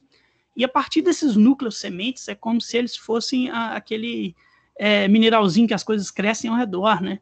Então você tem cinturões aí, que começa com o cinturão Maronita Caiunas, aí vai embora de Ventuarita Pajós e tal, ficando cada vez mais novo para a borda, né? Até chegar no cinturão de 1.0, 1.2, que é o Sunsás, que está aqui embaixo. Então parece que o crato amazônico ele cresce de forma acrecionária, né? Você tem núcleos ali arqueanos e as coisas vão agregando ao redor deles, tá? Então tá aí, o núcleo 1, o núcleo 2 ali, o escudo Guaporé, o Brasil Central, onde você tem Carajás, o escudo das Guianas, onde você tem lá o Monte Roraima, toda essa região ali. Esse processo conhece como quelogênese. No Crato São Francisco, vou passar para o próximo aqui agora, mas esse aqui é só para a gente ver esses cinturões paleoproterozoicos, né? O Crato São Francisco ele tem núcleos arqueanos que são bordejados por esse cinturão paleoproterozoico do leste da Bahia e o cinturão mineiro aqui embaixo, que é paleoproterozoico também. Então, provavelmente esses cinturões representavam uma continuidade, né, através do embasamento do que hoje a gente chama de Orógeno Araçuaí. Com essa figura aqui fica melhor de ver, ó, nós estamos lá na parte baiana do Crato São Francisco, né, e ele tem aí separado em 4 blocos, né, o bloco Gavião, que é onde está aquelas rochas mais velhas, todas elas estão aí, Complexo Mairi de 3,64, aquelas rochas de petrolina lá em cima, né, bloco Jequié, que tem rochas aí de 2.7, 2.8 e tal, né? Bloco Serrinha lá em cima, que tem rocha muito antiga também, 3 pontos qualquer coisa. E o cinturão Itabuna, Salvador, Curaçao. Esse cinturão Isaac aí, ele é o cinturão de 2.0 e 2.2. Então isso é um orógeno antigo, né? Dentro do que hoje a gente chama Craton São Francisco, né? Então provavelmente você tinha um Craton Gavião, um Craton Serrinha, mesmo um Craton Jequié, que eles foram amalgamados nessa orogênese Itabuna, Salvador, Curaçao, para formar o Craton São Francisco Congo, certo? Lá embaixo, no Craton Luiz Alves, em Curitiba, esse desenho feito à mão aí, mas essa parte aí de baixo a gente tem o cinturão paleoproterozoico e arqueano, que está avermelhado ali na região de Curitiba, tá? E ali, ó, Craton São Luís e faixa Gurupi. Tá lá em cima em vermelhinho lá, ó. São coisas que ocorrem na região de Maranhão ali e do Pará, tá? Mas que é só um biquinho do que acontece lá do outro lado, que é o Craton do Oeste Africano. Então, onde é que ocorre o arqueano aqui no embasamento da faixa Gurupi? São aquelas coisinhas pretinhas ali, ó, muito pouca coisa que sobrou, em torno de 2,5, 2,6 bilhões de anos, tá? E o embasamento arqueano para o Paleoproterozoico do Orógeno do Araçuaí, tá? Então tá um mapa do Orógeno do Araçuaí aqui, que o Calota adora mostrar, né, com as cores de pijama. E o que tá em branco ali, ó, sem ser os TQ, né? Aí, apareceu o TQ aí, terciário quaternário, mas eu já falei para vocês, não podemos usar esse nome mais, é paleógeno, neógeno. Tá errado aí. E aí a gente tem o que tá em branco ali, ó, região de Diamantina, até Valadares, né? Belo Horizonte ali embaixo. E ali em cima aquela tripinha em branco, isso aí são grandes blocos de embasamento, o bloco de Guanhães e o bloco de Porteirinha, tá? Né? Então, complexos Guanhães, Gouveia, vocês estão cansados de ver lá em Diamantina, né? E Porteirinha. Os TTGs aí 2.8, 2.0 e 2.7, alguns Greenstone Belts. Porém, os últimos trabalhos aí, né, Luizão e companhia, acharam no bloco Porteirinha rocha de até 3.2 bilhões de anos, tá? Então tá entrando lá naquela história junto com as outras coisas, tipo Santa Bárbara, essas coisas assim. E depois você tem uma série de formações ferríferas e as rochas do tipo espinhaço, né, que tá tudo nesses blocos de embasamento aí. Tá lá o bloco Porteirinha, onde o Luizão achou rocha de 3.2, Gouveia e Guanhães. Agora, Proterozoico aqui, né, Paleomesonel, novamente, junto com o todo Proterozoico, né, sai 2,5 até 500 milhões de anos, você tem mais 45% do tempo geológico. Então, juntos, o Proterozoico mais arqueano, mais adiano, que também é conhecido como pré-cambriano, são 90% da história da Terra, né? E o primeiro preguinho de ouro que a gente tem está ali no último período do Proterozoico. Você vê o tão pouco que a gente conhece, né, da história de verdade. Desculpa, acho que passou aqui. Tá. Bom, então a gente começa aqui com o Paleoproterozoico de 2,5 a 1,6 bilhões de anos, tá? Sideriano, Riaciano, Orosiano, Stateriano, esses nomes aí são igual de parente, quanto mais você fala, você vai conhecendo quando chega a hora da festa do fim do ano, né? Mas o legal aqui é que ocorreram importâncias muito importantes no regime tectônico terrestre. Você vai ter estabilização de amplas áreas continentais que permite a instalação de grandes bacias sedimentares pela primeira vez. O fluxo termal vai se estabilizar, né? Você não vai ter tanta aquela tectônica vertical, mais de formar tanto Greenstone Belt, igual no arqueano. E a tectônica de placas, como a gente conhece, né? Vai acabar, não tão bem como a gente conhece, hoje em dia a gente tem modelos aí que falam que os ângulos de subducção eram um pouco diferentes, só no Neoproterozoico que eles vão mudar, mas já mais parecido, né? Voltei lá nos modelos para mostrar para vocês que agora a gente está na fase aí, né, essa segunda caixa, né, de começar a estabilizar para o que a gente vê hoje. De 2,5 a 2,3 bilhões de anos, a gente tem um sideriano, e o que a gente tem de mais legal aqui é que começa a ter essa sedimentação em contexto de margem passiva, né? As grandes bacias do tipo plataformal, por exemplo, Supergrupo Minas, né? Acontece aí aqui na região do quadrilátero ferrífero. Você começa a ter grandes plataformas carbonáticas e com bifes, né? Então, se você tem plataforma sedimentar, é porque você tem um continente para poder formar essa plataforma, né? Às vezes o começo disso aí é conhecido como tafrogênese sideriana, por exemplo, a deposição da formação moeda aqui no quadrilátero ferrífero, né? Até pouco tempo não tinha muita evidência para isso não, apesar da gente sempre achar esses zircões de 2,5 espalhados por aí. Eu acabei de datar agora um dique, né? Aqui o dique de Lavras, na região de Lavras, que deu a cidade 2,55, então provavelmente isso aí está marcando estiramento crustal nessa idade para formar a Bacia Minas, né? Tem algumas rochas de alto grau aí na província Borborema, Luiz Alves e outros registros mais isolados, tá? Também no Ceará, ali, a região do Ceará, que tem essas rochas aí. O Riaciano vai de 2.3 a 2.0, mas as principais idades que a gente vai ter estão nessa faixa 2.0 2.2, tá? E aí a gente vai ter as orogêneses mais importantes na construção do substrato da plataforma sul-americana. Aqui que o Blay começa com a sua primeira fusão, né? Isso às vezes é chamado de orogênese transamazônica por causa do lugar onde esse nome foi criado lá no Amazonas, mas esse nome hoje em dia é um nome um pouco problemático, né? Porque quando você fala transamazônico para o Brasil inteiro, fica parecendo que estava tudo junto naquela época. E a gente entra naquele problema nos paleocontinentes que eu mostrei na última aula, que é como a gente pode saber se a Amazônia estava junto com o resto, né? Não é tão fácil. Então foi originalmente definido no Crato Amazônico, mas foi aplicado ao longo do tempo para as rochas por toda a plataforma sul-americana. E algumas pessoas não concordam muito com isso, né? O que vai acontecer aqui no Supergrupo Minas também é a inversão das bacias, né? A plataforma do Cauê, do Gandarela, tudo vai ser invertida, né? E você vai ter deposição do Grupo Sabará, com os zircões de 2.0 e 2.2, devido ao fechamento do cinturão mineiro. Então, o ciclo Minas aqui, ele é interpretado como um ciclo tectônico de placas, né? Senso estrito, você começa com bacia de rift, margem passiva, que quando você começa a subducção, ela vira uma bacia de margem ativa até fechar, né?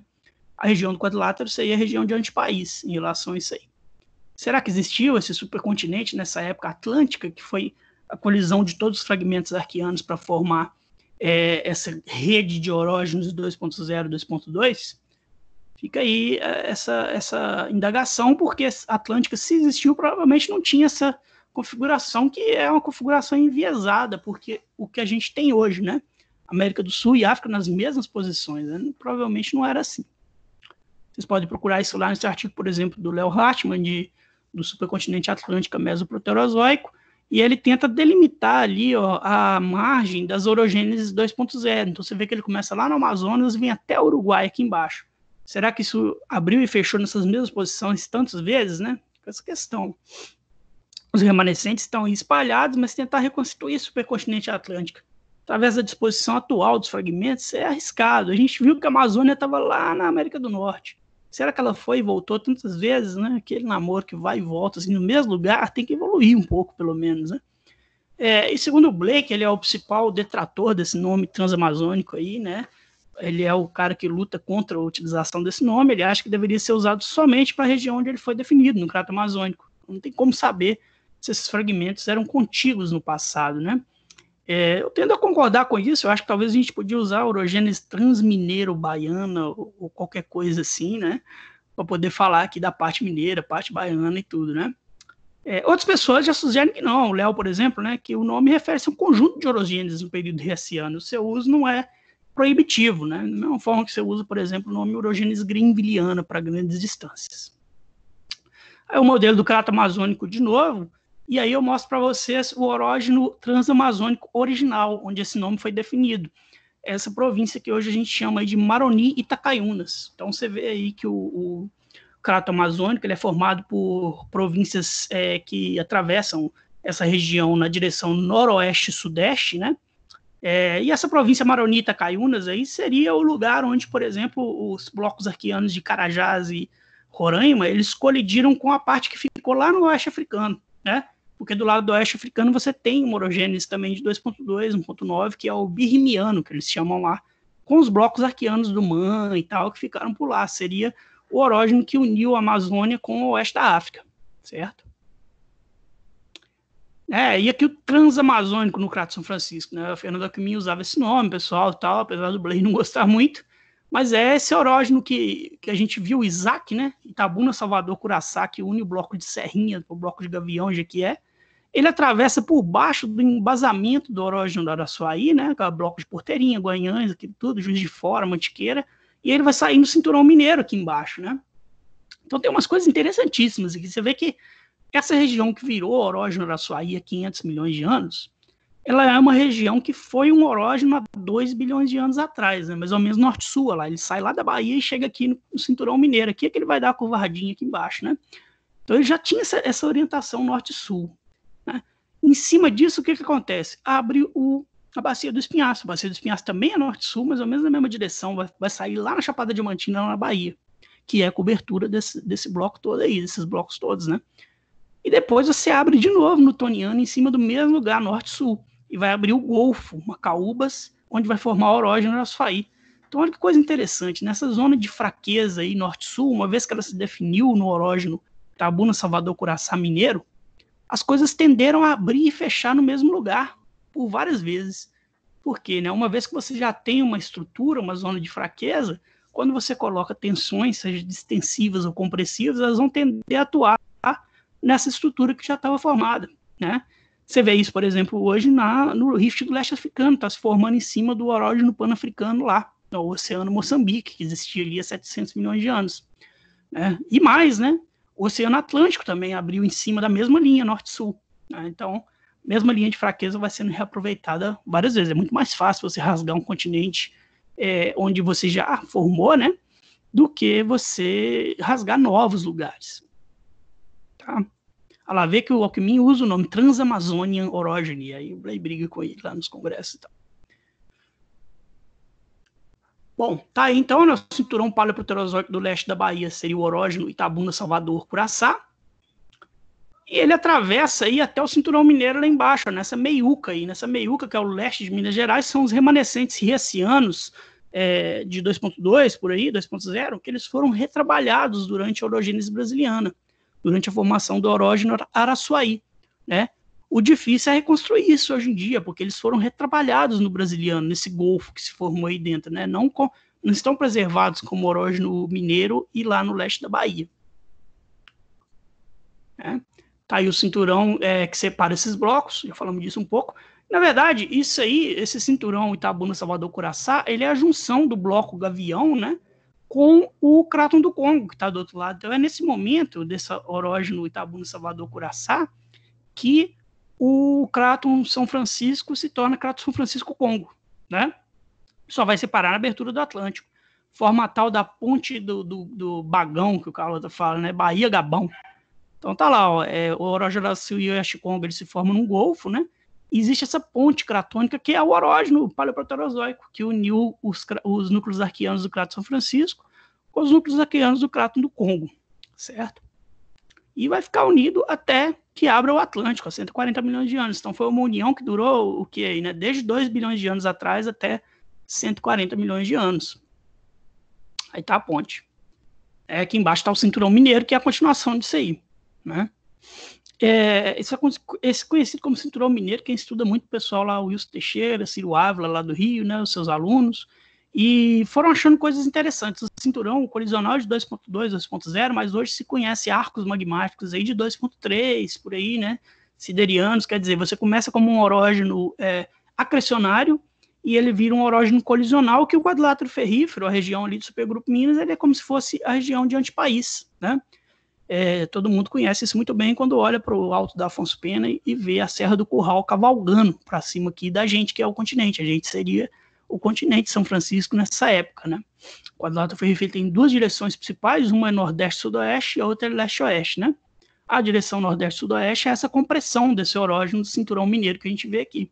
E a leste-oeste é a compressão que vem da porrada brasiliana. O quadrilátero ferrífero está metade no Cráton, metade na faixa da Açuaí. Mais perto aqui agora para a gente ver o cinturão mineiro. Tá aí, seria a delimitação aí, né? Essa zona que se chama Jeceaba, Bom Sucesso, se não me engano, esse lineamento. O quadrilátero ferrífero, então, seria essa região de antipaís, ou a bacia de plataformal marinha, começa como um rift e vai evoluir depois para sincronizonal, né?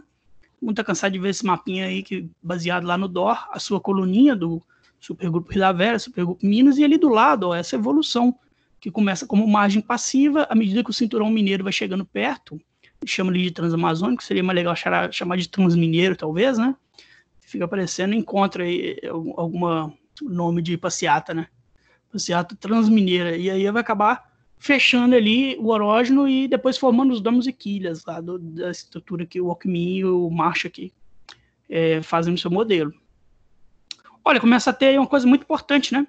Você tem formação ferrífera arqueana, né? Um pouquinho ali no grupo Nova Lima e tal, que inclusive onde você vai formar depósitos de ouro importantes, né? O ouro costuma grudar nessas formações ferríferas aí. Só que as formações ferríferas arqueanas, elas são tripinhas, né? Dentro das rochas sedimentares clássicas e tal, né? Ou dos dolomitos.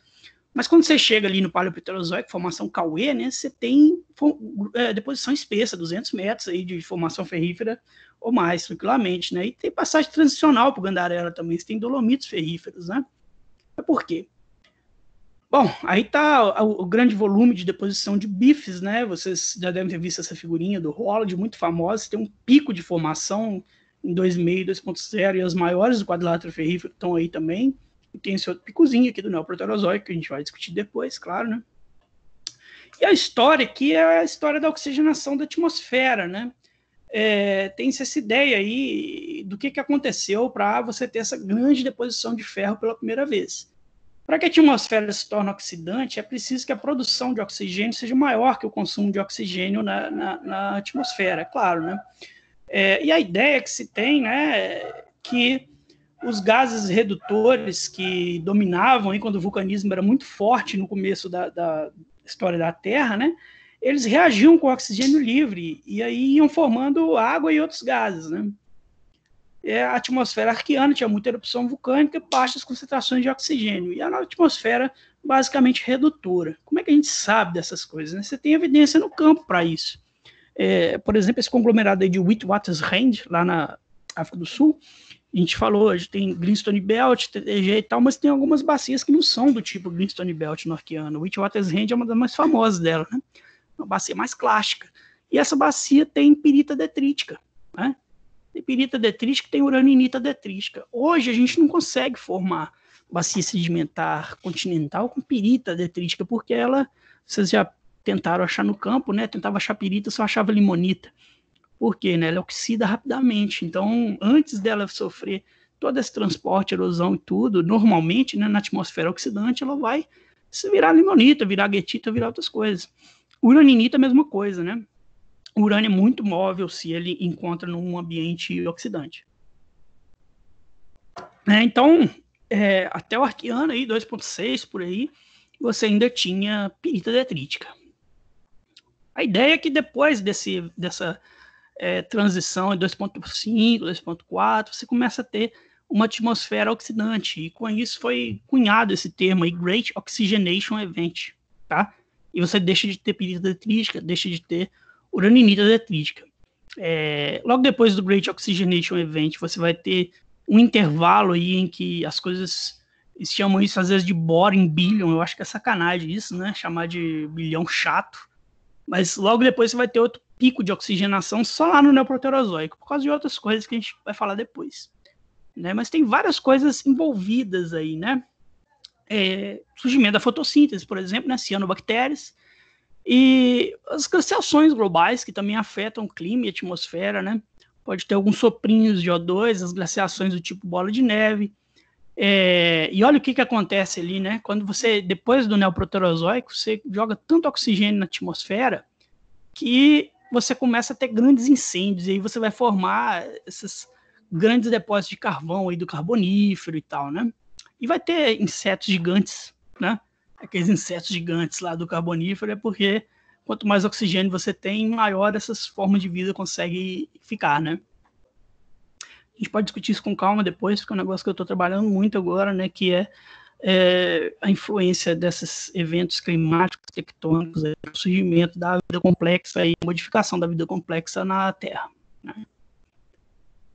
Umas evidências mais para o grande evento de oxigenação, a primeira delas é as bifes, né? A bife nada mais é do que o ferro sendo enferrujado, né? Sendo oxidado. Então a ideia é que você tinha um grande oceano que ele era muito rico em metais dissolvidos, né? Porque os metais estavam ali num ambiente redutor, não tinha nenhum oxigênio para poder chupá-los e formar coisas insolúveis. Então, no ambiente redutor, o ferro era solúvel, ficava por ali viajando, né? E o oxigênio, a partir do momento o oxigênio é um negócio extremamente perigoso, né? Ele fica doido para formar composto. É por isso que você usa aí creme antioxidante, come açaí, Daí toma vinho, né? Também é muito bom para você não oxidar e não ficar velho muito rápido, né? Então é isso que aconteceu com o ferro. Rapidamente, a primeira coisa que o oxigênio faz foi entrar na água do mar, né? Quando ele foi julgado ali e juntar com o ferro. Quando ele juntou com o ferro fica insolúvel. E aí ele se deposita no fundo do mar, né? E as red beds, que são as primeiras camadas enferrujadas aí no continente, né? Paleossolos, tem evidência para isso também, né? Do ferro aparecer na forma oxidada, insolúvel. E o desaparecimento da pirita e da uranita detrítica. E por que do surgimento do oxigênio? Tem essa história das bactérias, cianobactérias, né? Que são os organismos a desenvolverem fotossíntese. Eles têm um aumento na fonte de oxigênio, né? E com isso você vai ter... a fonte vai passar o zinc, né? O source passa o zinc. Só que essa história aqui, ela é legal, aparece evidência de fotossíntese por esses isótopos de carbono, né? Que formas de vida, elas deixam assinatura de carbono muito específica nas rochas, né? Porém, a cronologia disso não bate muito bem com o GOI, sabe? A cronologia disso é um pouco difícil de estabelecer, né? Parece que foi mais uma questão múltiplas coisas, né? Você diminuiu o vulcanismo, que dava muito gás redutor, que comia o oxigênio, ao mesmo tempo que você aumenta a fotossíntese, então você aumenta a fonte, diminui o zinc, né? Você vai ter um excesso de oxigênio. Tem várias coisas que acontecem ao mesmo tempo, né? Mesma história no NOI, né? No Neoproterozoico. Por que só lá no Neoproterozoico você vai ter outro pico de oxigênio, né? Você lembra que eu estava falando lá do começo de mudança de ângulo de subducção devido a esfriamento do manto. Quando você muda o ângulo de subducção, né, as rochas se tornam densas o suficiente, o manto se torna frio o suficiente para que subducção de alto ângulo aconteça. Quanto mais de alto ângulo a subducção, você vai ter montanhas que são topograficamente mais altas.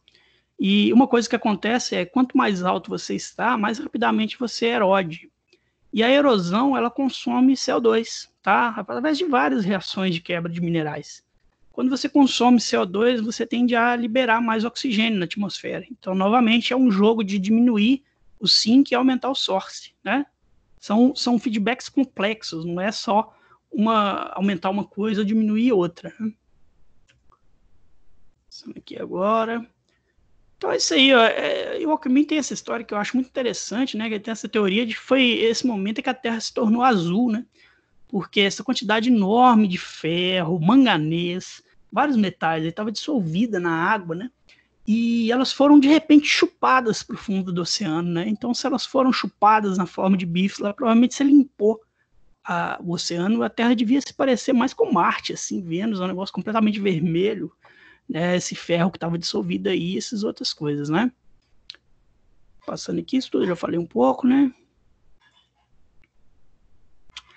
Aí tá uns exemplos aqui no quadrilátero ferrífero, né? Tem mina de passagem, que são as bifes arqueanas, mas depois você tem bife muito mais espessa aí no Cauê, né? Por exemplo, aí na mina do Pico, mostrando ali na foto, né? Bom, e essa meiuca aí do leste de Minas Gerais, né? Tem um bocado de remanescente riaciano retrabalhado, como eu disse, né? Isso aí tá no artigo de novo, lá do caso Maurício Nossa e companhia. Ele costumava falar que o trabalho do Calota é fácil, porque ele reconstitui o orógeno que está por cima, mas ele tentava reconstituir o orógeno que estava por baixo, né? O de 2.0, 2.2, que estava no embasamento do Araçuaí. E isso aí faz parte dessa província mantiqueira que vai do sul da Bahia até lá no Rio Grande do Sul, né?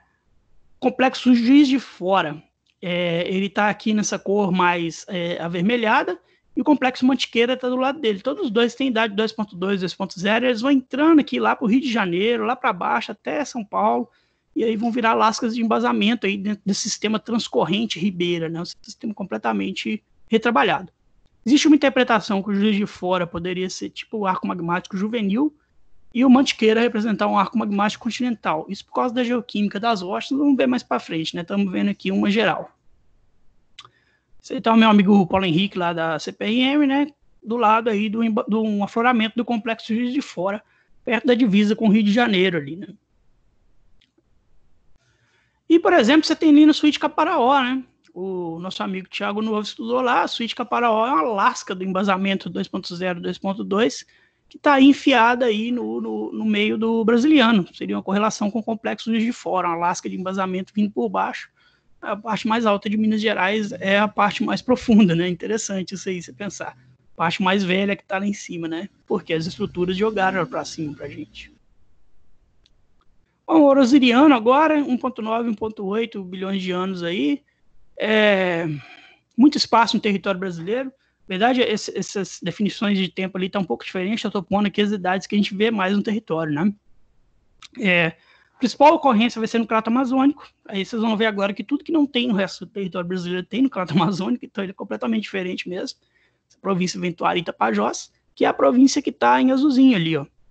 Então vocês já vão ter uma ideia aqui da estrutura do Crato Amazônico. Ele tem os núcleos arqueanos e ele vai formando essas províncias noroeste e sudeste que vão ficando mais jovens à medida que a gente vai andando para sudoeste. Quer dizer, é aquela estrutura em cebola, né? Você vai descebolando o Crato Amazônico ali. Stateriano 1,8, 1,6 aqui, aí você vai ter coisa muito importante, né? Um dos mais importantes eventos tafrogênicos da plataforma sul-americana seria a primeira fissão. A ideia é que é a tentativa de quebra do supercontinente que se formou lá em 2,0. Isso vai ter sistemas de rifts continentais enormes, aí de 1.000 quilômetros de comprimento. Quer dizer, se você tem um rift de 1.000 quilômetros de comprimento, é que você teve um supercontinente, um continente grande o suficiente para se formar isso, né? E uma vez que você forma um continente, ele funciona como uma tampa, né? Ele é uma tampa em cima de uma panela de pressão, porque o manto está doido para perder calor, a Terra está doida para perder calor o tempo todo. E você põe aquela tampa isolante em cima dela, né, ela vai tender a tentar rachar essa tampa. E por isso você tem os rifts continentais. Então você tem em cima do Crato São Francisco, você é a Chapada Diamantina, e no embasamento da faixa Araçuaí, o supergrupo Espinhaço. Na faixa Brasília, Chapada dos Veadeiros, Borborema, sistema Orose Agoribeano. No Crato Amazônico você tem também. E concomitantemente, no Crato Amazônico, a gente tem o único registro de orogênese estateriana na plataforma sul-americana, que é a província Rio Negro Juruena. Novamente, lá a gente vai andando para sudoeste, vai ficando mais novo. Tá uma figurinha aqui meio velha já, mas o que está em preto aí são esses grandes sistemas de rift estaterianos aí. Então você vê que tem ali no Brasil Central, tem no Amazonas, tem também na Borborema e tem no Crato São Francisco, né? Depois da consolidação dessas grandes áreas, depois da orogênese paleoproterozoica, você começa a ter espaço para deposição de sequências. Rifteamento crustal, talvez como tentativa de quebra de um supercontinente atlântico, ou seja, o que for. Todos esses lugares são marcados por magmatismo bimodal, márfico-félsico na base, né? O magmatismo Rio dos Remédios, na Chapada Diamantina, o magmatismo Araí, Oroz também tem. É aquela ideia do rift, né? Magmatismo bimodal de rift rico em magma. Você tem uma pluma do manto, né? Que essa pluma vai aquecer a base da crosta ali. Você tem os magmas máficos que vêm do manto, e você tem o magma félsico que vem da fusão da crosta, quando ela é aquecida por essa pluma que está ali por baixo, né? E além de você ter a parte vulcânica, seria, por exemplo, São João da Chapada, que vocês conhecem, né? Você tem a parte plutônica correspondente a isso. São os granitos anorogênicos lá de Borrachudos, da Lagoa Real, lá no sul da Bahia, etc. Né? E a sequência rift segue. Rift segue quer dizer o rift que não evolui para mar, mas evolui para bacias continentais. Espinhaço, Araí, Chapada Diamantina vai embora para o Mesoproterozoico. O Mesoproterozoico, então, os rifts continentais que começaram no Stateriano, eu não gosto de falar que são abortados, né, mas eles viram bacias continentais, né? E você tem a continuação da sedimentação nesse contexto holocogênico, né? Holocogênico quer dizer que é um braço de rift que não vira mar. E no Crato Amazônico, como sempre, tem que ser diferente. Você tem as orogêneses rondoniana e Sunsás Aguapeí.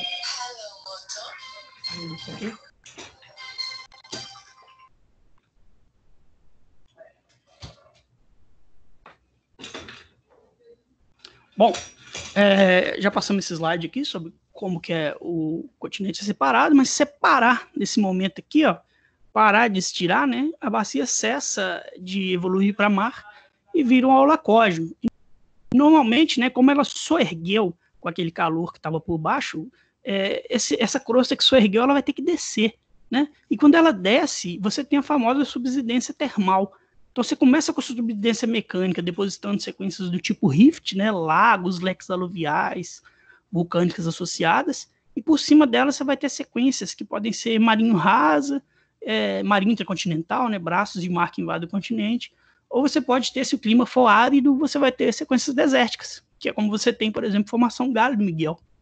E normalmente essa parte das sinéclises, né, que está por cima da parte dos grabens e rostes, ela ocupa uma área bem maior do que a sedimentação que está por baixo, né? Às vezes chamam isso de bacia Longhorn, que se você vê o corte lateral, fica parecendo aquele touro lá do Texas, né? Que você vê o rift e a sinéclise e as bordinhas da sinéclise de os grandes chifres, assim, né? E o que aconteceu aqui no Brasil, né, na Chapada Diamantina e no Espinhaço, é que efetivamente você entrou num clima árido depois que o rift foi abortado, né? Que o rift deixou de evoluir, e a subsidência térmica gerou, então, a grande bacia desértica do Galho do Miguel, que continua lá no Chapada Diamantina com outros nomes, né? Que se você olhar qualquer mapa aí da região da Serra do Espinhaço, você vai ver que a formação Galho do Miguel, ela ocupa uma área bem maior do que as formações São João da Chapada e Sopa Brumadinho, né? Tem aquele mar de Galho do Miguel, né? Quando você olha por cima da serra lá, você vê aquele tanto de morrinho do tipo camelo, né? Todos aqueles são Galho do Miguel, né? Quartzito mais puro, mais fino, recristalizado, que sustenta essas serras. Essa figurinha que eu fiz aqui, a gente publicou, eu acho que em 2008, né? Foi meu TG na região central, Serra do Espinhaço Norte. Então você vê o que está em amarelo aí, o que está em pretinho lá no mapa do Brasil, é o sistema Espinhaço Chapada Diamantina. Ele vai desde a Serra de Cambotas, aqui no quadrilátero ferrífero, até a divisa com o Piauí, lá em cima. Tem mais de 1000 quilômetros de extensão aí, né? Aqui dentro da faixa Araçuaí, ele está deformado pela deformação da faixa Araçuaí, né, vergente para o lado do crato, norte-sul caindo para leste, todo mundo sabe disso, desde aquele perfil do Schweg, né, que ele fez sentado no cavalo, de Diamantina até a costa atlântica, está lá no Schweg. Mas quando você vai lá para a Chapada Diamantina, você chega a pegar as rochas sedimentares de mesma idade, né, mesma composição, assim, quase horizontais, elas têm dobras muito suaves, né. Então, quer dizer, você está saindo de uma área deformada e indo para uma área indeformada lá em cima. Naquela tripinha amarela ali do lado da Chapada Diamantina, né, do lado oeste ali, é a Serra do Espinhaço Norte, setentrional. Às vezes tem uma confusão, né, o pessoal chama a Serra do Espinhaço, que aflora no norte de Minas, como setentrional. Eu não concordo não, porque eles continuam na Bahia. Então a parte setentrional de verdade é na Bahia, né? Essa parte do norte de Minas seria a parte central. Tá? Eu coloquei aqui esse negócio de Cráton do Paramirim, é o nome que o Almeida utilizou para descrever o precursor do Crato São Francisco, né? Que nessa época não existia Crato São Francisco ainda. O Crato São Francisco só é Cráton, né, em relação ao orógeno brasiliano. Nessa época ainda não tinha orógeno brasiliano. Ele vai ser, o Crato São Francisco vai ser delimitado, né, durante a tafrogênese toniana. Estamos bem antes disso aqui ainda, tá? Então tem aqui coluninhas de comparação entre o supergrupo Espinhaço, o grupo Chapada Diamantina e o Espinhaço Norte, né? Trabalho de Alexandre Lai, Mário Chaves, 2001. Você tem a seção rift em todos os 3 lugares e você tem esse marcador muito legal aí que é a formação desértica, né? Que aqui em Minas a gente chama de Galho do Miguel, lá na Bahia, no Espinhaço Setentrional, chamado de Bom Retiro, e na Chapada Diamantina, chamada de Formação Mangabeira, do Grupo Paraguaçu. Tá? A gente fez algumas figurinhas mostrando essa evolução, né? Isso aí, meus primórdios lá no Paintbrush, fazendo aí a bacia rift com vulcões e lagos virar desertos depois, né? E olha aí, né? Isso aí é do livro da CPRM, aí, comparando o sistema Espinhaço Chapada Diamantina com o sistema da Chapada dos Veadeiros, que está do outro lado lá que também fazia parte do mesmo supercontinente, né? Está no embasamento da faixa Brasília hoje. E Serra da Mesa. Algumas fotos agora, para a gente terminar essa parte aqui, já está acabando, né? Todo mundo conhece esse afloramento, eu espero, né? Serra do Pasmar. Então tá lá o Galho do Miguel, nosso grande desertão. A turma aí no conglomerado mais fotografado do Brasil, do Sopa Brumadinho, né? Ele de perto, um conglomerado que tem classes de conglomerado, isso é uma coisa bem legal, né? Uma bacia bastante faminta aí no Rift. E também tem diamante, né? Outra coisa importante. A gente fazendo trabalho de graduação em 2007, lá na Serra do Espinhaço Setentrional, eu e meu parceiro Ian aí. E tem fotos aí de riolitos, a gente ali em cima está com o pé no riolito, aqui embaixo a amostra de riolito ali com a moedinha e com o fluxo mostrado aí no seu despatos, né? E uma coisa muito bonita que tem nessa região aí, esse quartzito azul, né? Quartzito com dumortierita, que ele é um alumínio silicato, aqueles tipo meio lata de lixo, que tem de tudo, né? e ele fica com essa cor azul, uma rocha ornamental caríssima. Eu só vi essa rocha em lugares muito chiques assim no mundo. E tá ali o nosso guia comigo ali na Pedreiro Boca de Rosa, que levou a gente nesses lugares aí. Essas rochas se formaram em ambientes do tipo sábica, né, que são planícies de evaporação desérticas ali, né? E aí tá uma foto para vocês verem como é que é a Serra do Espinhaço Setentrional. É um lugar que, na época, assim, ele era muito difícil de acesso e tudo, né? Não tinha energia elétrica, era uma situação muito interessante aí de fazer esse trabalho de graduação nessa época. Não sei como é que tá agora, imagino ter dado uma melhorada. Todos esses lugares melhoraram muito o progresso aí de um tempo para cá. Não sei agora, né? Chapada Diamantina é a mesma coisa, só que lá, as mesmas rochas que a gente vê deformadas aqui, altamente deformadas Serra do Espinhaço, na Chapada Diamantina elas estão horizontalizadas, levemente, suavemente onduladas, né? Tem um conglomerado do Tombador, a gente iria, ou vai, né? Eu espero que a gente vá nos próximos semestres aí, quando a gente der a matéria optativa contendo o campo, né? No Serrano, que é onde está essa foto do conglomerado Tombador, e um outro paináceo, onde a gente consegue ver as sequências aí com seus anticlinais muito suaves, né? Mesma coisa a Chapada dos Veadeiros, isso aqui lá na região de São Jorge, no parque lá da Chapada dos Veadeiros, a sequência lá do Grupo Araí, né? Vale da Lua, tudo ali, também é a mesma coisa, sequências rifts dão chapadas lindíssimas. O conglomerado aí lá do Vale da Lua, e eu coloquei para vocês a sugestão aí de verem no CIGEP, Sítios Geológicos e Paleontológicos do Brasil. Isso é um site, na verdade são livros, né, da CPRM, onde as pessoas podem sugerir lugares que deveriam ser transformados em sítios geológicos e paleontológicos.